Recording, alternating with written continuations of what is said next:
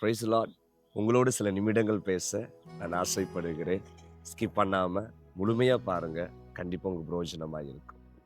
நம்ம இந்த உலகத்தில் வாழுவதற்கு, நம்ம குடும்பத்தை நடத்துவதற்கு, எல்லாவற்றையும் ஃபேஸ் பண்ணுவதற்கு கண்டிப்பாக நமக்கு பொருளாதாரம் ரொம்ப முக்கியம். பொருளாதாரம் இல்லைன்னா கண்டிப்பாக நம்ம ரொம்ப கஷ்டப்படுவோம். அப்படின்னா பொருளாதாரம்னா என்ன? பணம் ரொம்ப அவசியம்.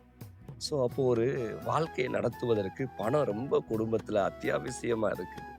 ஆனால் நீ எல்லாருடைய வாழ்க்கையிலையும் அந்த பணம் போதுமானதாக இருக்குதா? ஐஸ்வர்யம் போதுமானதாக இருக்குதான்னு பார்த்தா கண்டிப்பா இல்லை. எத்தனை பேர் கஷ்டப்படுறோம், எத்தனை பேர் வறுமையில வேதனைப்படுகிறோம். இந்த வீடியோவை பார்க்குற உங்க வாழ்க்கையில பொருளாதாரத்துல நீங்க நிறைவா இருக்கிறீங்களா? இல்லைன்னா அதுல ரொம்ப கஷ்டப்பட்டு தான் இருக்கிறோன்னு சொல்றீங்களா? நம்முடைய வேத வசனம் பொருளாதாரத்தை குறித்து கூட அழகாய் சொல்லி கொடுக்கிறது. அப்புறம் ஏன் நம்ம கஷ்டப்படணும்?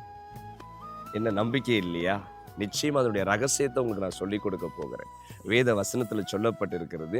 ஆதியாகமத்தின் புஸ்தகம் 24ஆம் அதிகாரம் 35வது வசனம். கர்த்தர் என் எஜமானை மிகவும் ஆசீர்வதித்திருக்கிறார், அவர் சீமானாய் இருக்கிறார். கர்த்தர் அவருக்கு ஆடு மாடுகளையும் வெள்ளியையும் பொன்னையும் வேலைக்காரரையும் வேலைக்காரிகளையும் ஒட்டகங்களையும் கழுதைகளையும் கொடுத்திருக்கிறார். பார்த்தீங்களா? ஆபிரகாமை குறித்து ஆபிரகாமுடைய வேலைக்காரன் சொல்லுகிற ஒரு சாட்சி. என் எஜமானனை கர்த்தர் மிகவும் ஆசீர்வதித்திருக்கிறார். அப்படின்னா என்ன? பொருளாதாரத்தில் அவ்வளவு ஆசீர்வாதம். அதை தான் நான் படிச்சு காமிச்சேன்.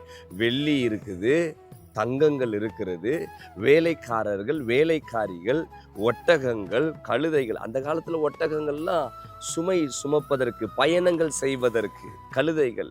இன்னைக்குள்ள காலத்துல வாகனம் வச்சிருக்கிறோம் இல்லையா, அந்த இதுக்கு ஒப்பிட்டு நீங்க பார்த்து கொள்ளலாம். அப்போ இவ்வளவு ஆசீர்வாதம். அதுல ஒரு வார்த்தை சொல்லுகிறாரு, செல்வ சீமானா இருந்தார். பாருங்க, அப்ப ஆபிரகாமுக்கு எப்படிங்க இவ்வளவு ஆசீர்வாதம் வந்துச்சு, இவ்வளவு மேன் வந்துச்சு? இன்னைக்கு நீங்க செல்வ சீமானா இருக்க ஆசைப்படுறீங்களா? ஐஸ்வர்யவனாக இருக்குன்னு ஆசைப்படுறீங்களா? ப்ளீஸ் இந்த வார்த்தையை தப்பா எடுத்துக்கிடாதீங்க. ஐஸ்வர்யத்தினுடைய இச்சையை குறித்து நான் பேசவில்லை. நம் வாழ்க்கையில மகிழ்ந்து சந்தோஷமாய் வாழுவதற்கு ஒரு வழி, ஒரு படிக்கட்டு அப்படின்னு கூட எடுத்துக்கொள்ளலாம். கண்டிப்பா பொருளாதார அவசியம் தானே, அதனால யாரும் தவறா எடுத்துக்கிடக்கூடாது. கண்டிப்பா ஆண்டவர் இதை விரும்புகிறார், நீங்க எல்லா விதத்திலையும் ஆசீர்வாதமா இருக்கணும்னு சொல்லி. அப்போ எப்போ இந்த ஐஸ்வர்யம் கிடைக்கும், எப்போ இந்த நன்மை கிடைக்கும்னா, ஆபிரகாமை குறித்து தானே சொல்லப்பட்டு இருக்கிறது.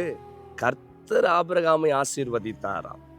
அப்போ ஆதியாகமும் 12ஆம் அதிகாரம் 1ஆம் வசனத்துல பார்த்தீங்கன்னா, ஆண்டவர் சொல்லுகிறார் ஆபிரகாம் இடத்துல, உன் தேசத்தையும் உன் இனத்தையும் உன் வீட்டையும் விட்டுவிட்டு நான் காண்பிக்கிற தேசத்திற்கு போ. அப்ப அந்த வார்த்தைக்கு ஆபிரகாம் கீழ்ப்படிந்தார். ஆமென். அப்போ உங்களுக்கு ஆசீர்வாதம் வரணுமா? நீங்க மேன்மையா இருக்கணுமா?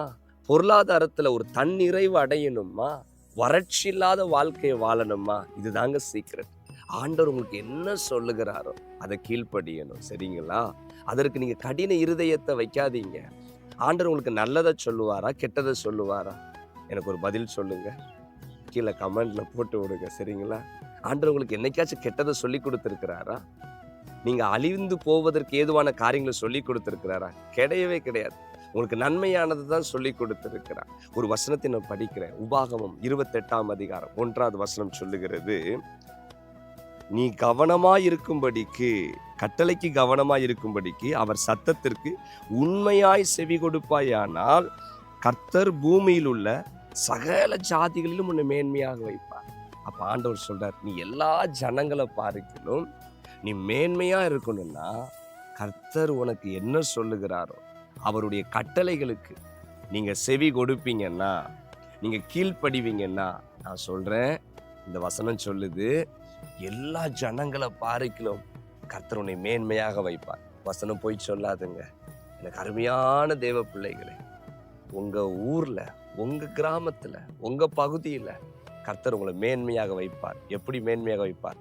அவர் உங்களுக்கு என்ன சொல்றாரோ அதை மாற்றாமல், அதற்கு அடிபணிந்து அப்படியே கீழ்ப்படிஞ்சு நீங்க செஞ்சு பாருங்க. கண்டிப்பா உங்க வாழ்க்கையில பொருளாதாரத்துல நீங்க மேன்மையா இருப்பீங்க, சுகத்துல மேன்மையா இருப்பீங்க, சமாதானத்துல மேன்மையா இருப்பீங்க.